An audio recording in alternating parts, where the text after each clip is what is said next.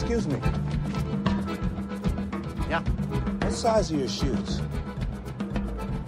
What? 10.5? Why? Give me. What? Give me your shoes. Are you serious? Yes, I'm real serious. I don't believe this shit.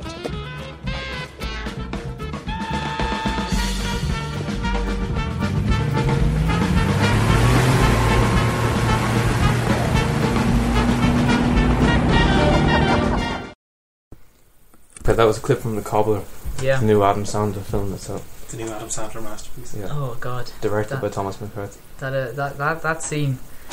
You know the story. He's a cobbler. He's a magic shoe stitcher, and when he wears the shoes, he becomes whoever owns the shoes. And that scene shows that whenever, after just first discovering he can do this, he uses the shoes for his own benefit. So, but whenever he commits a crime, it's always with a black person.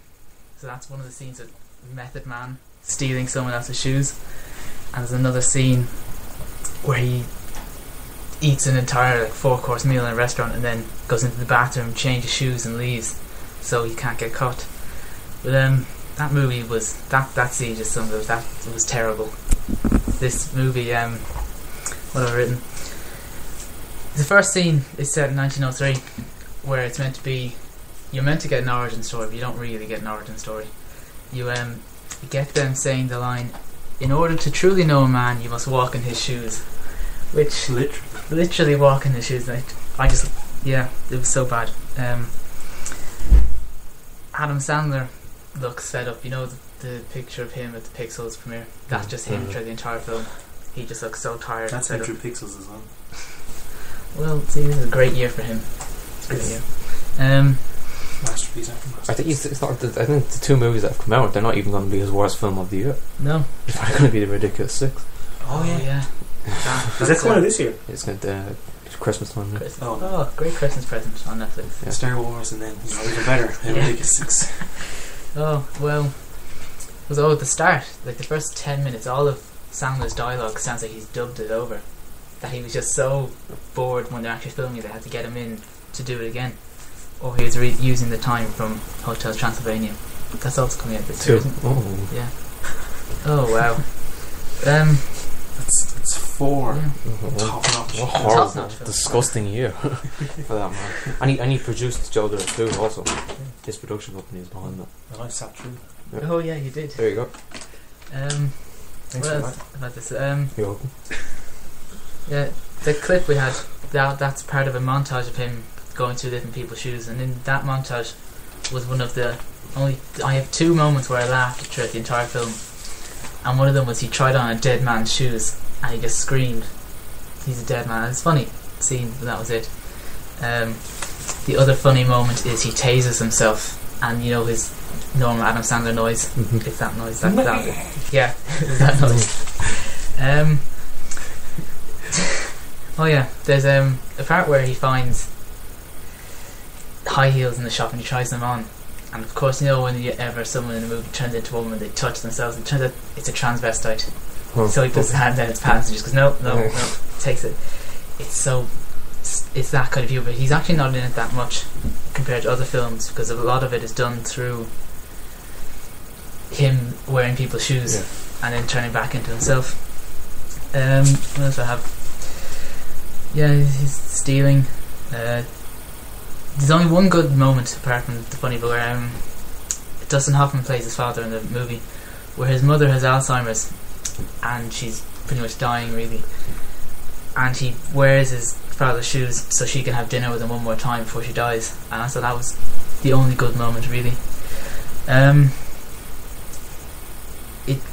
really want to spoil the ending.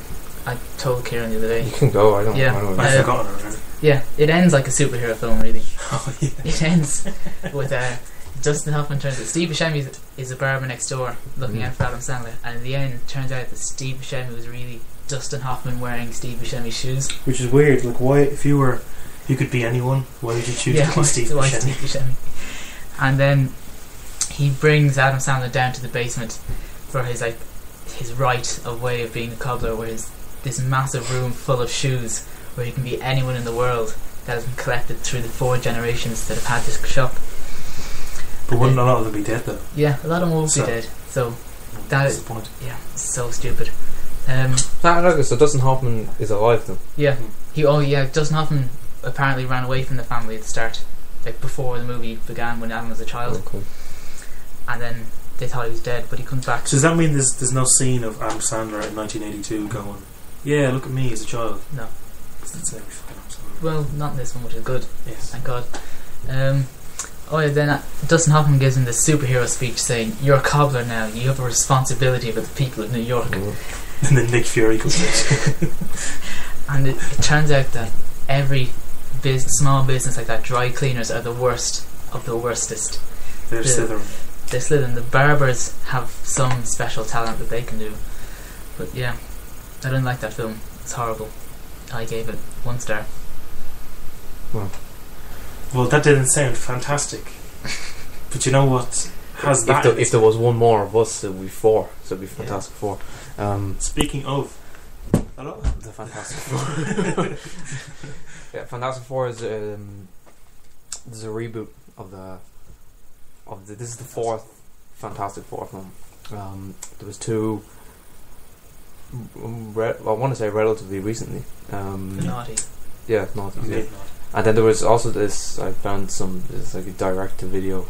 The very first Fantastic Four movie that came out. Yeah. It looks awful. That's when I've seen pictures from it. It looks terrible. It's sort of just like the old Batman suits and all that sort of stuff. What a film! Yeah, so this. Oh my god! The best way I can describe this movie is it's an origin story without any origins.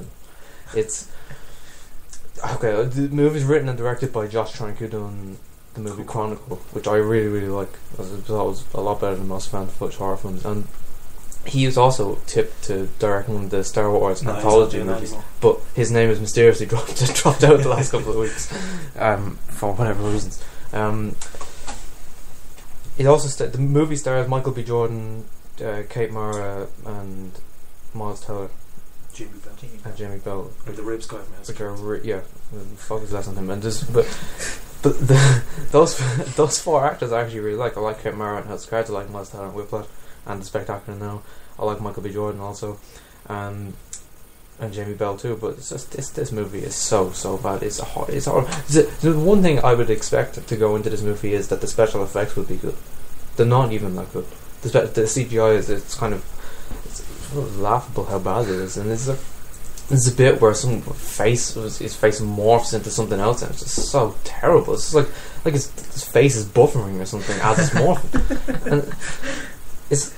I haven't set up a plot, but it's like I said, it's an origin story. Neither did the film. It's worth it. Exactly, yeah. It's an attempt to sort of Nolanize the sort of dysfunctional Marvel film is what it's trying to do, and it's failing miserably. It's like every scene in this movie is trying to set up a sequel or a spin-off or a prequel, or something, another movie or animated TV series where they all seem to go. Or book. Yeah, and they. Another thing about Josh Trank is, you ever heard of a movie called Big Fan? Peyton Oswalt, isn't it? He's the main character. I'll show it to you later. But he produced it, and that movie's actually quite good as well. But they're the only 2 things that Josh Trank has been involved in apart from this. He's also meant to be involved in the sequel, but I have a funny feeling that the sequel's not going to get made because it's absolutely bombing on box office as well. By the way, which restores my faith. Yeah, there's all those stories coming out that Josh Trank he had a completely different version in mind, and his version sounds a lot more interesting though, yeah. Because apparently his original script would have it. Do you know, like they come back from wherever they get the powers from. I haven't seen it, and they're going through them experiencing their powers for the first time. It was meant to be a lot more like Cronenberg body horror kind of stuff, which that sounds really interesting. But they stepped in and said, we've put $150 million into this. You have to end it with a big action scene. Although the ending scene, the last 20 minutes is absolutely excruciatingly horrible. It's so repugnant, and it's I don't like superhero movies, but I can stand some of them. Like some of the Guardians of the Galaxy, which is actually quite funny. It's quite humorous. Even the Iron Man films, the sort of dialogue is kind of witty. to an extent, and it's just there's none of that in this. It's like I said, every scene is trying to set up something new. Recently I watched Back to the Future, and the end of Back to the Future, right, sets up the second, number 2. Yeah. The end sets up the second, not the whole movie. They do the movie, they do an hour and a half of, you know, the time travel and stuff, and then the very, very last scene leads on to the second one. This movie is a movie leading on to another movie, but they just forgot to try and make a good film in between. It's horrible, and you shouldn't see it. I wouldn't urge you to see any superhero movie. By God, don't see this one. Go see The Dark Knight. Go see The Dark Knight, or watch The Dark Knight again. I don't know. Watch the movie Superhero Movie with Drake Bell. Whoa, Carl. That's a parody movie. That's produced by Harvey Weinstein as well, which I find weird. Never mind. Yeah, but last thing I'll say is Jamie Bell, Kate Mara, Michael B. Jordan, Miles Teller. Their next move is pretty important. What they do next, because Miles Teller he's been a part of some absolutely horrible projects. His next one will probably be the last of the Divergent series. Detergent. Detergent. Kate Mara, I don't know if she's actually done. I think I've seen her in any other feature film apart from this one. Or maybe, you know, they'll turn House of Cards to a soap opera where she's actually still in a coma from the train. Oh yeah. And then she's back. Or else, I don't know, she's wearing Robin Wright's shoes. She comes back but she looks like Rooney Mara. Yeah. I seen you know, like Rooney Mara's in Pan. Yeah. I can't remember what it was. Someone was talking about it, saying they looked at the trailer for Pan and the trailer for Fantastic Four, and they said that the Mara sisters must have had a bet with each other as to who could do the most fucked up thing to their hair. Yeah, it's a good thing we done that top 10 worst list last week, is all I'd say. Yeah. This is absolutely horrible. It's so bad. And hopefully it's the last outing of the Fantastic Four that we've seen. It's coincidental, there's 4 movies and none of them are fantastic. I wouldn't mind. I hope there's enough footage to do a director's cut of it. Because I'd see that. Yeah. You know, Trank's original version.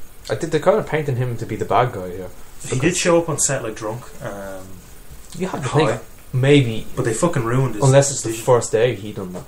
But you would imagine that was my hands. It really No, it was during the reshoots and stuff. Yeah, exactly. He's probably just pissed off, and he's just why would I show Apparently, up with a good attitude? You can tell what's a reshoot and what's original, because Kate Mara's hair is different from scene to scene, because it's like it's a like natural like blonde hair with like brown in the middle, and then it's just full on blonde, white blonde wig. Like, you know that baby scene in the in American Sniper? You know, the one where it's like a really obvious artificial child where he moves his thumb. Yeah. And it's not like a plastic baby. Yeah, plastic baby. He moves his thumb to make the arm look like it's moving. And it's Bradley. yeah, sort of like when in that movie though, by Ed Wood, when Johnny Depp gets in and or not Johnny Depp, Bela Lugosi gets in and he has to move the octopus around him. Yeah, but the American Sniper one, it's kind of distracting because the movie's okay up to then, and then you say, "Oh my god, that's so bad," and, you know. But that sort of mistakes you don't realise because the whole movie it's surrounded by shit. That a continuity error actually improves the film. That's it. I'm not going to talk about it anymore. Do you want to give it a score? Oh, 0. I know. I'm sorry, but there's no redeeming qualities to this whatsoever. Actually, the only redeeming quality is that there won't be any more. So what you're saying is it's more of like a bad thing to receive than a present or a gift. It's not a gift. It's not a gift. But you know what is a gift, or the gift, as some might say? Yes. Is the box office top 10. Yeah. Alright, so I last week I watched The Gift in a cinema, as people tend to do. And it stars Jason Bateman, Rebecca Hall and Joel Edgerton. It's written and directed by and produced by Joel Edgerton, who did a very good job. The story is Jason Bateman, who plays Simon, and Rebecca Hall, who plays Robin, move into a new house in LA where